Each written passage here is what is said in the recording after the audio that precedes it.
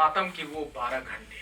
नई दिल्ली स्टेशन के बाहर की तस्वीरें चीख चीख कर बता रही हैं कि कल रात यहाँ जो हुआ वो इतना दर्दनाक था कि उसे शब्दों में बयां करना संभव नहीं है।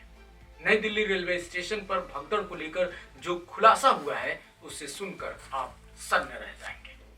18 मौतों के पीछे जो असली वजह थी उसे जानकर आप सिहर जाएंगे। प्रत्यक्षदर्शियों ने कल रात जो कुछ स्टेशन पर देखा उसे सुनकर आप अंदर तक हिल जाएंगे। आखिर भगदड़ हुई कैसे? हर जहन में अब बस यही सवाल है कि आखिर ये भगदड़ कैसे हो गई। तो चलिए सबसे पहले हम आपको बताते हैं मौत और मातम के उन 12 घंटों की पूरी कहानी, और उसके बाद बताएंगे कि इस मामले में अब तक क्या क्या हुआ है, जिम्मेदार अभी क्या कर रहे हैं और किस तरह से इस पर सियासत भी शुरू हो गई है।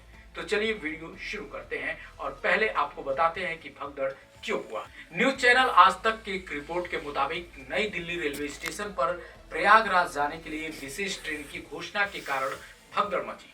रिपोर्ट के मुताबिक महाकुंभ जाने के लिए नई दिल्ली रेलवे स्टेशन पर लगातार भीड़ बढ़ती जा रही थी। इस बीच प्रयागराज के लिए जाने वाली 2 स्पेशल ट्रेनें देरी से चल रही थी।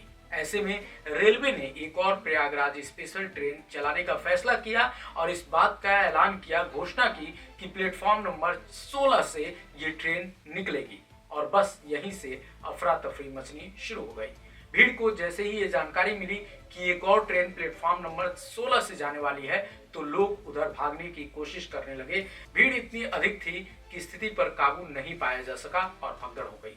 कई लोग इसकी चपेट में आ गए और 18 लोगों की मौत हो गई। अब यहाँ सवाल कई हैं। सबसे पहला और सबसे बड़ा सवाल तो यही है कि आखिर इन मौतों का जिम्मेदार कौन है?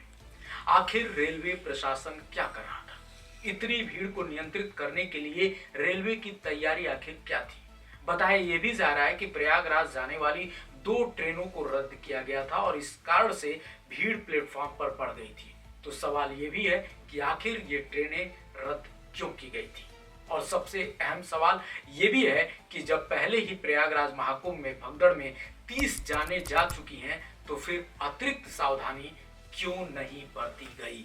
ये सारे सवालों के जवाब अभी मिलने बाकी हैं और ये सारे सवाल ऐसे हैं जो पहले दिन से ही पूछे जा रहे हैं जब प्रयागराज में भगदड़ हुआ था। उसके बाद से ही व्यवस्थाओं पे सवाल उठ रहा है, लेकिन इनके जवाब अब तक नहीं मिले हैं। फिलहाल रेलवे ने अपनी जांच बैठा दी है। दिल्ली पुलिस ने भी मामले की जांच शुरू कर दी है। पुलिस अब रेलवे स्टेशन के सीसीटीवी फुटेज खंगालने में जुटी हुई है। फुटेज का एनालिसिस करके यह पता लगाया जाएगा कि भगदड़ से पहले आखिर हुआ क्या था। इस बीच रेल मंत्री अश्विनी वैष्णव ने केंद्रीय गृह मंत्री अमित शाह से मुलाकात की है। उन्होंने गृह मंत्री को भगदड़ की घटना के बारे में पूरी जानकारी दी है। इससे पहले रेल मंत्री अश्विनी वैष्णव ने सोशल मीडिया एक्स पर लिखा, नई दिल्ली रेलवे स्टेशन पर हुई दुर्भाग्यपूर्ण भगदड़ से बहुत दुखी हूँ। मेरी प्रार्थना उन सभी लोगों के साथ है जिन्होंने अपने प्रियजनों को खो दिया है। पूरी टीम उन सभी की सहायता के लिए काम कर रही है जो इस दुखद घटना में प्रभावित हुए।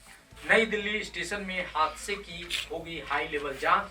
हादसे के बाद स्टेशन पर भीड़ भाड़ कम करने के लिए 4 विशेष ट्रेनें चलाई गई हैं। इस बीच रेलवे ने मृतकों के परिजनों को 10 लाख रुपए, गंभीर रूप से घायल लोगों को 2.5 लाख रुपए और मामूली रूप से घायल लोगों को 1 लाख रुपए मुआवजे का ऐलान किया है। रेलवे ने ट्रेन का प्लेटफॉर्म बदलने से भी इनकार किया है। रेलवे ने यह भी कहा है कि कोई ट्रेन कैंसिल नहीं की गई थी। रेलवे का यह भी दावा है कि ये सब सिर्फ अफवाहें हैं। रेलवे ने महाकुंभ जाने वालों के लिए 5 से 6 स्पेशल ट्रेन का संचालन किया था। इसकी भी जानकारी रेलवे की तरफ से दी गई है। साथ ही ये भी दावा किया गया है कि सीढ़ियों पर भारी भीड़ के बीच एक यात्री का पैर फिसल गया था और उसके बाद ये हादसा हुआ है। फिलहाल रेलवे का कहना है कि मामले की जांच की जा रही है और उसमें जो भी सच होगा वो सामने आएगा। उधर नई दिल्ली रेलवे स्टेशन पर हुए इस हादसे को लेकर राष्ट्रपति द्रौपदी मुर्मू और प्रधानमंत्री नरेंद्र मोदी ने भी अपना दुख जताया है। राष्ट्रपति ने एक्स पर लिखा, नई दिल्ली रेलवे स्टेशन पर मची भगदड़ में लोगों की मौत की खबर सुनकर बहुत दुख हुआ। मैं शोक संतप्त परिवारों के प्रति अपनी हार्दिक संवेदना व्यक्त करती हूं और घायलों के शीघ्र स्वस्थ होने की कामना प्रार्थना करती हूँ। पीएम मोदी ने लिखा, नई दिल्ली रेलवे स्टेशन भगदड़ से व्यथित हूँ। मेरी संवेदनाएं उन सभी लोगों के साथ हैं जिन्होंने अपने प्रियजनों को खो दिया है। मैं प्रार्थना करता हूँ कि घायल लोग जल्दी ठीक हो जाएंगे। अधिकारी इस भगदड़ से प्रभावित सभी लोगों की सहायता कर रहे हैं। इस बीच पूरे मामले पर विपक्ष ने बीजेपी सरकार को घेरना शुरू कर दिया है। सपा प्रमुख अखिलेश यादव ने कहा है कि भाजपा सरकार मौत का सच छुपाने का पाप न करे। उन्होंने एक्स पर लिखा, सरकार से अनुरोध है कि मृतकों के शवों का सम्मान के साथ उनके परिवारजनों तक पहुंचाने का ईमानदारी से इंतजाम किया जाए। घायलों को सर्वश्रेष्ठ उपचार उपलब्ध कराया जाए। भाजपा सरकार मौत का सच छुपाने का पाप न करे। वहीं आपके राज्यसभा सांसद राघव चड्ढा ने भी सवाल उठाते हुए लिखा कि नई दिल्ली रेलवे स्टेशन पर हुई दुखद भगदड़ ने हम सभी को झकझोर कर रख दिया है। महिलाओं और बच्चों समेत कई निर्दोष लोगों की जान चली गई। यह हादसा घोर कुप्रबंधन और भीड़ नियंत्रण उपायों की कमी का एक ज्वलंत उदाहरण है।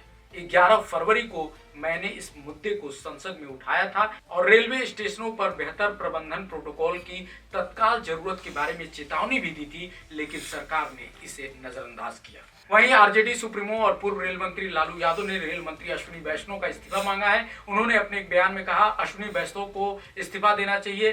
दिल्ली में जो कुछ हुआ बहुत ही दुखद है, लापरवाही है, बहुत बड़ा हादसा हुआ है। पिछले दिनों महाकुंभ में भी हादसा हुआ था, वो आस्था का जगह है, सरकार दोषी है। इस बीच बिहार सरकार ने इस भगदड़ में मरने वाले बिहार के लोगों के आश्रितों को 2-2 लाख रुपए मुआवजा देने का ऐलान किया है। घायलों को 50,000 रुपए की राशि दी जाएगी। मुख्यमंत्री नीतीश कुमार ने भी घटना पर दुख जताते हुए इस बात का ऐलान किया। वहीं AIMIM के प्रमुख असदुद्दीन ओवैसी ने भी भगदड़ की घटना पर शोक जताया है और इस त्रासदी की न्यायिक निगरानी में SIT से स्वतंत्र जांच कराने की मांग की है। तो कुल मिलाकर इस हादसे ने पूरे देश को हिलाकर रख दिया है। प्रयागराज महाकुंभ में हुए हादसे से अभी देश उबरा भी नहीं था कि इस एक और हादसे ने सभी को तोड़कर रख दिया है। एक बार फिर से रेलवे की तैयारियां सवालों के घेरे में है। एक बार फिर बदइंतजामी को लेकर वो सारे सवाल फिर से उठ रहे हैं जो महाकुंभ भगदड़ के दौरान उठे थे। तो क्या हादसों से कोई सबक नहीं लिया जा रहा है?